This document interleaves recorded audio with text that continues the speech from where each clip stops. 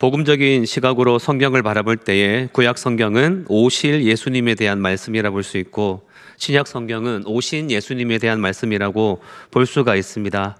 어떤 사람들은 단순히 유대인의 역사라거나 이스라엘의 역사라고 지칭하기도 하지만 구약 성경 안에는 예수님을 가리키는 말씀이 너무너무 많이 나옵니다.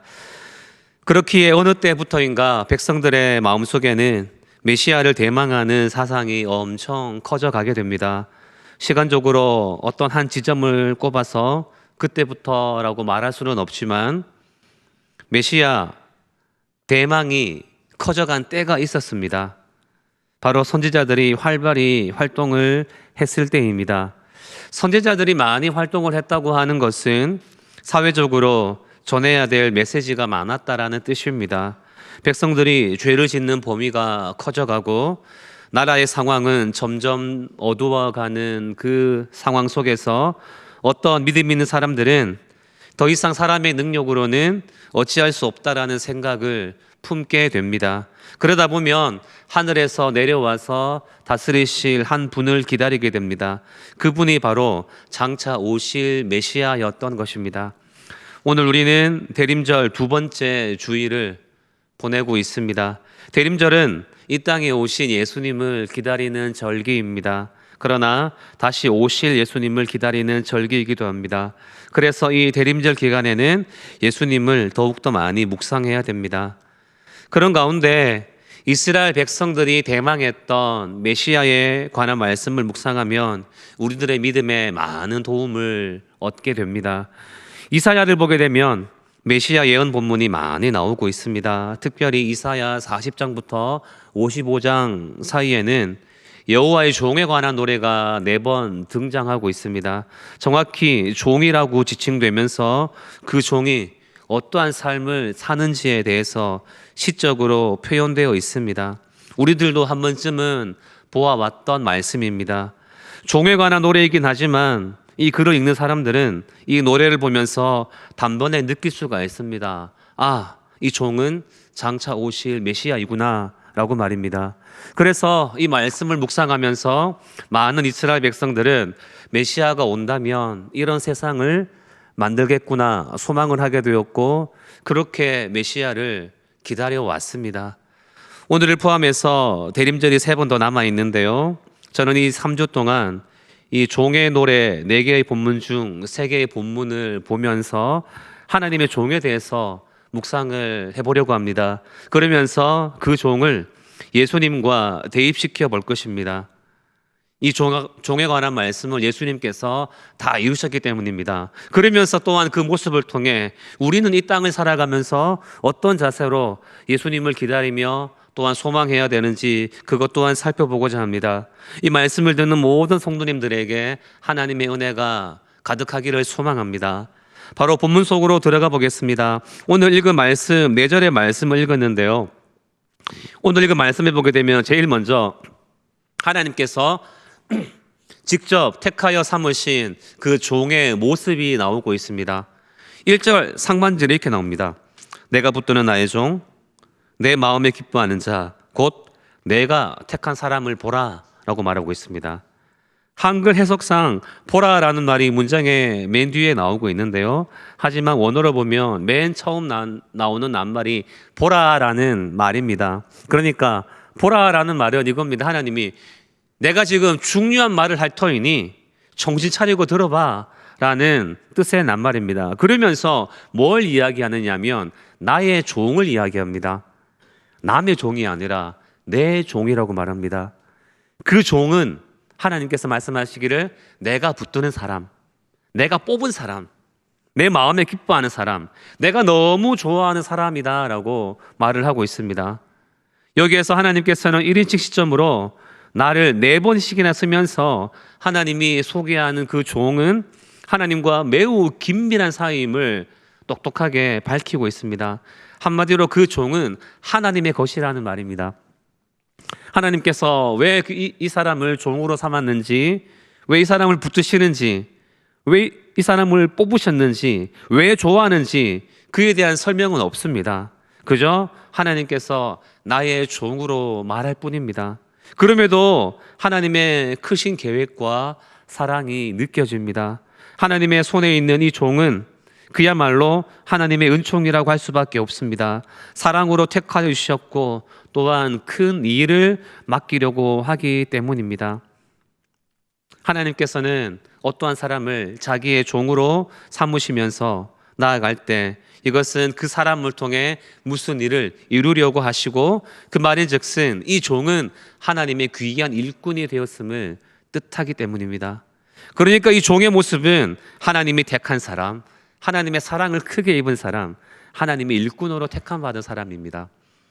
두 번째로 넘어가서 이 본문을 통해 볼 수 있는 것은 그렇게 선택된 하나님의 종의 임무가 무엇인지 보여집니다. 1절 하반절에 이렇게 나옵니다. 내가 나의 영을 그에게 주었은즉 그가 이방에 정의를 베풀리라 라고 말합니다. 하나님께서는 종으로 부르신 그 사람에게 나의 영을 주었다라고 합니다. 구약 성경에서 이 영이라고 하는 낱말은 바람, 바람이 불거나 숨을 들이키거나 내쉴 때 생기는 힘을 뜻하는 말입니다. 우리가 호흡을 해보면 알지만 숨을 들여 마시다가 내쉴 때 입이나 코에서 바람이 나가죠. 작은 바람이지만 약간의 에너지가 있습니다. 그래서 촛불도 꺼뜨리고 먼지가 날아가고 옷깃도 살짝 이렇게 펄럭이기도 합니다.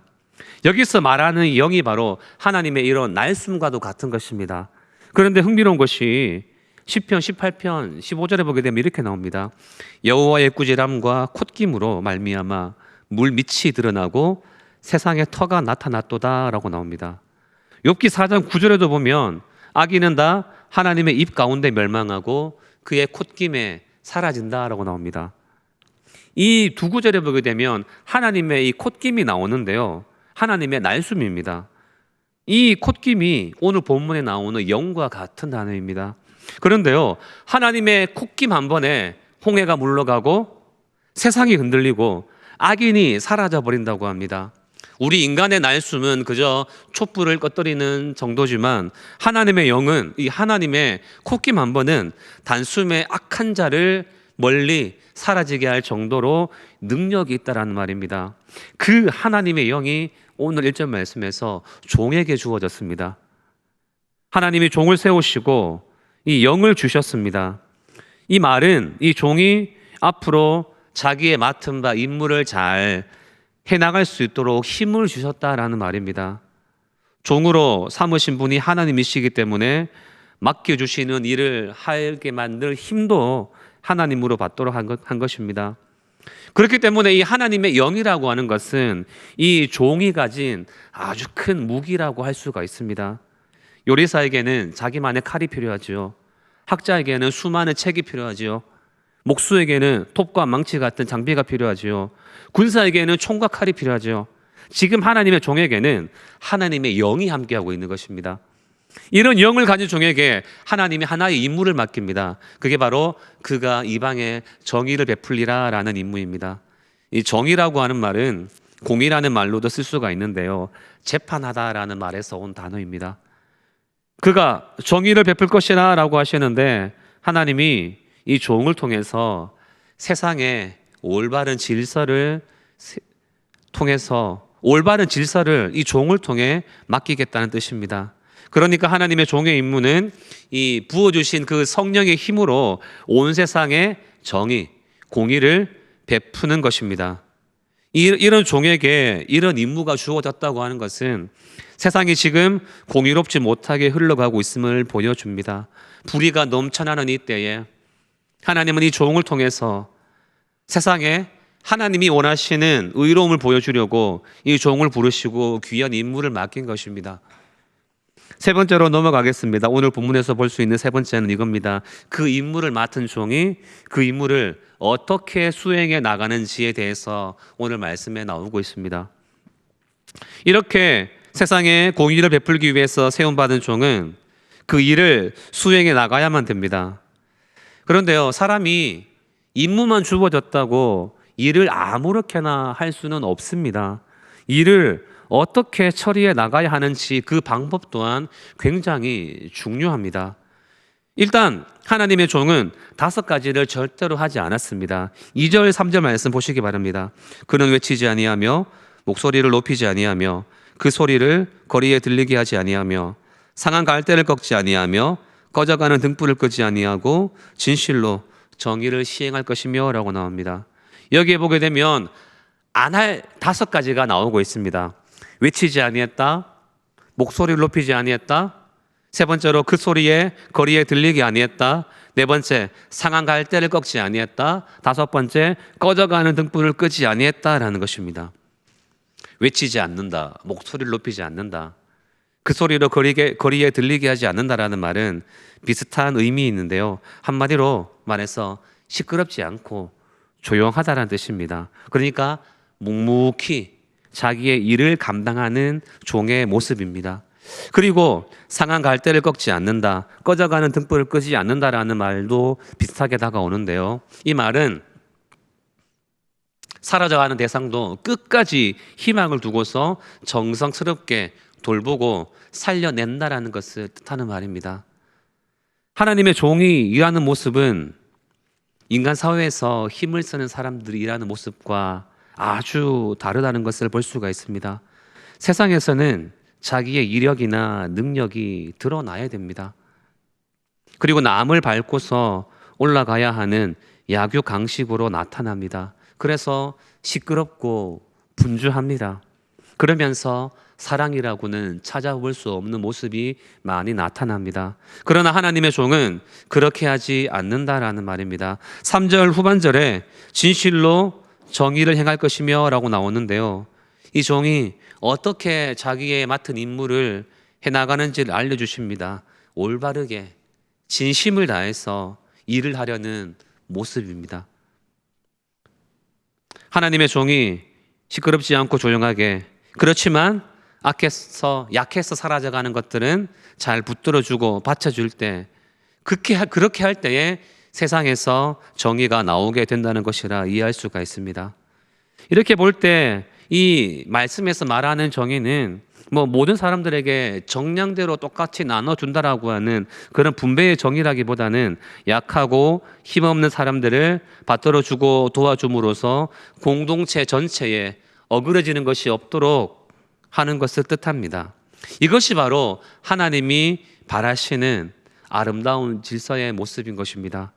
이사야 1장 16절 17절에도 보게 되면 이렇게 나옵니다. 너희는 스스로 씻으며 스스로 깨끗하게 하여 내 목전에서 너희 악한 행실을 버리며 악을 거치고 선행을 배우며 정의를 구하며 학대받는 자를 도와주며 고아를 위하여 신원하며 과부를 위하여 변호하라 라고 나옵니다. 세상에 사랑을 베풀며 약한 자를 일으켜주고 힘 있는 자를 끌어내리면서 이런 질서를 갖추기 위해서, 찾아주기 위해서 하나님께서는 지금 종에게 임무를 맡긴 것이고, 그 종은 하나님이 원하시는 방법대로 행하게 되는 것입니다. 네 번째로 넘어가겠습니다. 오늘 본문에서 네 번째로 볼 수 있는 것은 이것입니다. 그 맡겨진 임무를 완수하겠다라고 하는 이 종의 약속과 그로 인해 온 세상이 어떻게 반응하게 될 것인지에 대해서도 나오고 있습니다. 4절에 보시기 바랍니다. 그는 쇠하지 아니하며 낙담하지 아니하고 세상에 정의를 세우기에 이르리니 섬들이 그 교훈을 앙망하리라 라고 나옵니다. 하나님의 종이 이런 임무를 수행함으로 나아갈 때에 결코 쉽지 않을 것임을 보여줍니다. 그는 쇠하지 아니하며 낙담하지 아니하고 라고 말씀하고 있는데, 사실 쇠할 수도 있고 낙담할 수도 있습니다. 하지만 그렇게 되지 않겠다라는 말입니다. 이것은 이 종이 아주 굳센 마음으로 맡은 바 임무를 잘 해 나감을 뜻합니다. 그 임무를 다할 때까지 지치지 않고 꺾이지 않는 마음을 가지고 일한다는 말입니다. 그리고 마침내 이 종이 맡은 바를 이루어낼 것이라는 것도 분명히 하고 있습니다. 이것은 자신의 종으로 삼으신 하나님께서 그로 하여금 끝까지 맡은 바를 잘 해내도록 해주겠다라고 하는 약속의 말씀으로 봐도 됩니다. 그렇게 되면 세상에 정의가 세워지고요. 그렇게 되면 세상의 반응이 나타나는데, 오늘 말씀해 보십시오. 섬들이 그 교훈을 앙망하리라 라고 나옵니다. 이스라엘의 입장에서는 자기네 나라 바깥 세상을 섬이라고 표현합니다. 지중해 건너편 세상입니다. 그러니까 이 섬들이라는 말은 세상 전체를 가리킵니다. 종이 하나님의 임무를 받아서 세상을 향해 사랑을 베풀며 많은 가르침을 행합니다. 하나님 주신 영으로 나아갑니다. 두말할 나위 없이 그런 가르침은 하나님의 뜻을 알려주는 가르침입니다. 그러자 세상이 그 교훈을 앙망하게 되었습니다. 온 세상에 공의가 세워지면 세상 모두가 이 종들에게서 가르침 받기를 바라고 또 기다리게 된다라는 것입니다. 이것이 바로 종의 활동에 대한 세상의 반응입니다. 오늘 본문의 말씀을 다시 한 번 더 정리해 보면, 먼저 하나님이 어떤 한 사람을 자기의 종으로 삼고 아주 기뻐했습니다. 그리고 그 종에게 하나님은 자기의 영을 주면서 하나의 임무를 주셨습니다. 이방에 정의를 베풀라는 것이었습니다. 그리고 그 종은 이 일을 완수하기 위해서 시끄럽지 않고 조용하게, 그러면서 사랑을 베풀면서 나아갑니다. 그리고 중간에 어려움도 있겠지만 절대로 낙심하지 않고 하나님이 주신 말씀 그대로 세상에 전하며 나아갑니다. 그랬더니 세상이 이 종의 가르침대로 살아가게 된다는 것입니다. 이상이 오늘의 말씀의 내용인데요, 이제 이 본문이 오늘날에 살아가는 우리들에게 주시는 가르침이 무엇인지 살펴보도록 하겠습니다. 이 말씀을 통해서 두 가지만 성도님들에게 말씀드리겠습니다. 첫 번째로, 우리는 이 임무를 그대로 실행하신 예수님을 소망하며 살아가야 한다라는 것입니다. 서두에서도 말씀했지만 메시아 대망 사상이 언제부터 시작되었는지 정확히 알 수는 없습니다. 이 이사야에 적힌 말씀도 정확히 언제 나왔는지 모릅니다.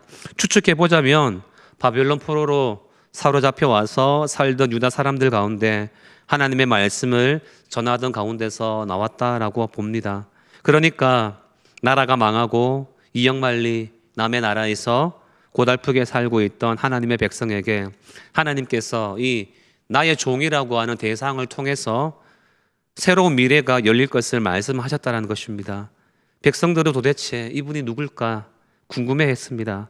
그러면서도 이 말씀을 들었던 이스라엘 사람들은 이 종이 곧 나타나서 하나님의 정의가 이루어지는 새로운 세계를 가지고 올 것임을 믿고 바라고 기다렸다는 것입니다. 그 기다린 분이 누구였느냐? 예수님이셨고, 예수님은 이 땅에 오셔서 그 말씀 그대로를 이루셨습니다. 마태복음에 보면 오늘 이 본문에 나오는 나의 종을 예수 그리스도로 이해하며 예수님에 대해서 말할 때 이 이사야 본문을 많이 인용했었음을 보게 됩니다. 마태복음 3장 17절에 보면 예수님께서 요단강에서 세례를 받으실 때에 그 세례를 받으시는 중에 예수님께서 물에서 올라왔을 때 성령이 비둘기같이 내리면서 하늘로부터 하나의 소리가 들려왔습니다. 그 소리가 뭐냐면 이는 내 사랑하는 아들이요 내 기뻐하는 자라라는 말씀이었습니다. 마태복음 17장 5절에 넘어가게 되면 예수님의 변화산 체험이 나오는데, 어느 날 높은 산 위에 올라가신 예수님께서 세 명의 제자들 베드로, 야고보, 요한 앞에서 자기의 모습이 영광스러운 모습으로 변화가 됩니다. 그때에도 구름 속에서 소리가 났는데요, 그 소리는 세례 받았을 때와 똑같은 소리였습니다. 이는 내 사랑하는 아들이요 내 기뻐하는 자라라는 말이었습니다. 여러분, 이 소리가 어디에 근거하고 있는가 하면 오늘 1절 바로 내가 붙드는 나의 종, 내 기뻐하는 자, 이 말씀에 근거하고 있습니다. 마태복음은 이 말씀이 바로 예수님을 통해 이루어졌음을 말하고 있는 것입니다. 무엇보다도 놀라운 것은 마태복음 12장에 가게 되면 예수님께서 안식일에 손 마른 자를 고쳐주시는 내용이 나옵니다. 그리고 나서 예수님께서 그 사람에게 말씀하시기를 자기를 나타내지 말라라고 권면하셨습니다. 그러면서 마태복음에서 이 오늘 이사야 42장 1절부터 4절까지의 말씀을 통째로 끌어와서 인용합니다. 왜 병을 고쳐주신 예수님께서 자기를 나타내지 말라라고 하셨는가 하면 이 이사야의 말씀을 그대로 이루시기 위함이었다라는 말입니다. 병을 고쳤다는 것이 한편으로는 놀라운 것입니다. 그런 일을 행하고서도 시끄럽게 선전하지 않는 예수님의 모습인데, 다른 한편으로는 질병으로 목숨이 사라져가는 그런 사람을 살리신 그런 예수님의 모습이 함께 나오는 것입니다.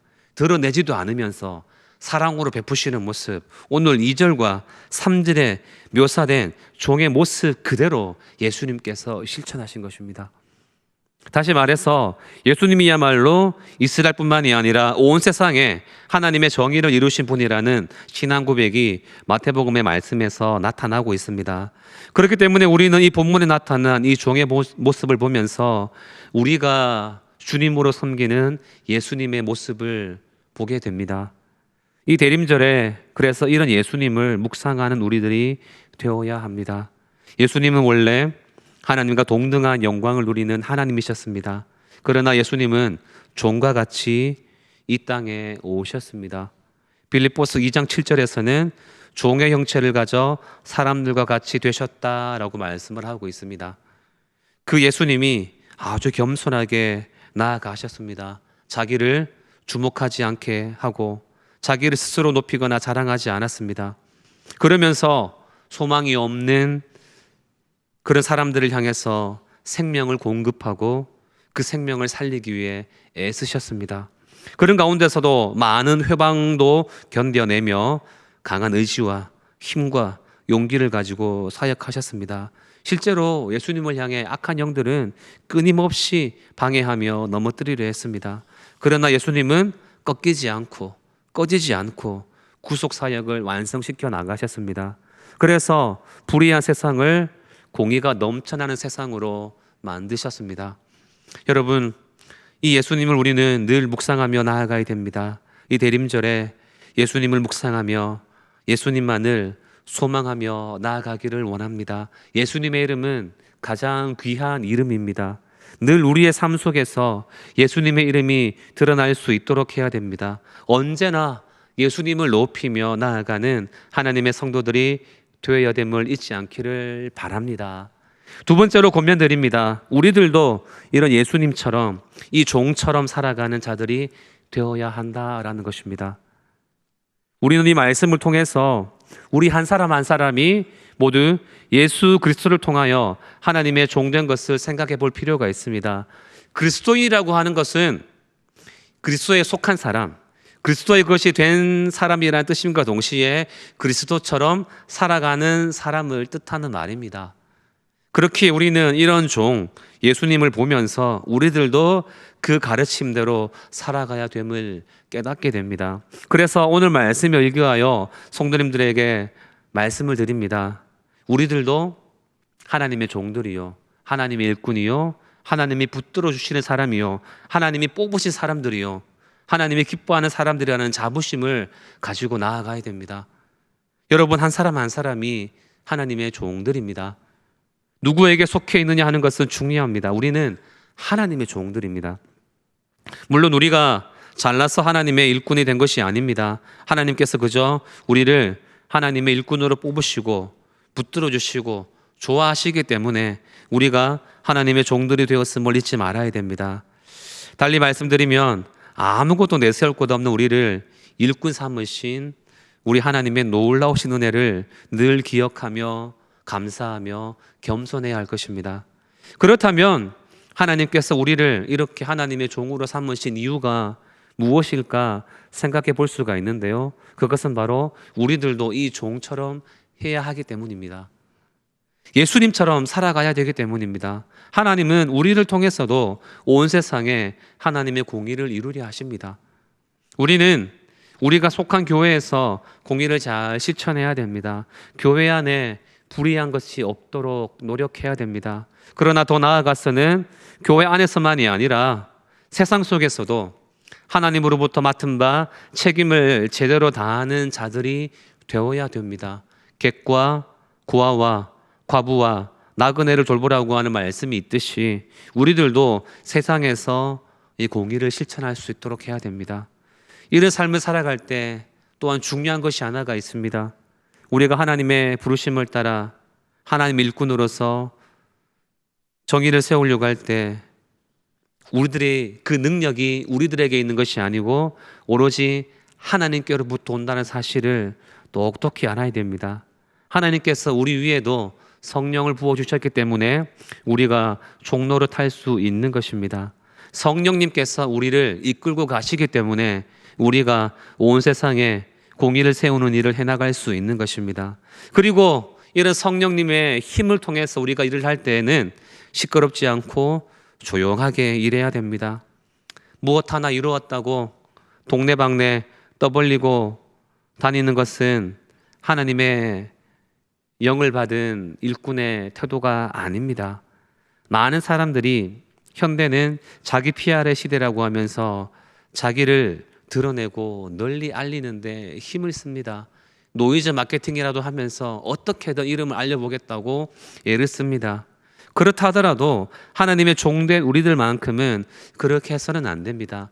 조용하게 묵묵히 일을 해나가는 것입니다. 그러면서 우리는 사랑을 베풀면서 온 힘을 다해서 약한 자를 세우고 살리는 일을 함으로 나아가야 됩니다. 하나님을 모르는 사람들은 힘으로 남을 누르고 자기를 내세울 경우가 많지만 우리는 그렇게 해서는 안 됩니다. 경쟁 사회에서는 힘을 하나님으로 내세우며 나아갑니다. 힘이 없으면 짓밟혀 죽습니다. 그러나 남들이 다 그렇게 하더라도 하나님의 은혜로 하나님의 일꾼된 우리들은 그렇게 할 수 없습니다. 그저 우리는 예수님을 소망하며 나아가는 자들이기 때문에 오직 하나님만을 바라보며 이 땅에 공의를 세우는 일에 힘쓰며 나아가야 됩니다. 물론 성령님의 이끄심을 따라 나아간다고 하더라도 이 일이 결코 쉽지 않음을 우리는 알게 됩니다. 악한 영이 방해를 할 것이고 넘어뜨리게 될 것입니다. 그렇다고 할지라도 우리는 지치거나 꺾이거나 넘어질 수 없습니다. 왜냐하면 온 세상에 공의를 세우는 일은 우리가 좋아서 선택하는 일이라기보다는 하나님께서 이루시고자 하는 일이기 때문입니다. 우리를 일꾼으로 삼으신 하나님께서 우리를 도와주시기 때문에 우리는 최선을 다해서 하나님만 바라보며 우리의 사명을 감당해야 하는 것입니다. 이렇게 우리가 하나님의 도우심과 이끄심만을 힘입어서 이 세상에 공의를 세우려고 나아간다면 그때 온 세상이 우리들 한 사람 한 사람을 통해서 하나님이 주시는 가르침을 바라고 또한 기다리는 날이 오게 될 것입니다. 그래서 우리는 이 종처럼 예수님처럼 이 길을 우리들도 걸어가야 되는 것입니다. 교만하지 않고 언제나 낮은 자리에서 사랑을 베풀며 나아가는 그런 자들이 다 되어야 하겠습니다. 오늘 말씀의 결론을 맺겠습니다. 이 첫 번째 종의 노래를 예수님은 그대로 이루셨습니다. 하루하루를 보내면서 이 예수님을 따라 살아가는 성도님들이 되시기를 바랍니다. 그러면서 이 종처럼 이 모든 것을 이루신 예수님처럼 특별히 세상의 정의를 세우기 위해 힘썼던 예수님처럼 우리가 그 삶을 따라 살아가서 하나님의 나라를 이루는데 앞장서며 나아가는 모든 성도님들이 다 되시기를 주님의 이름으로 축원합니다.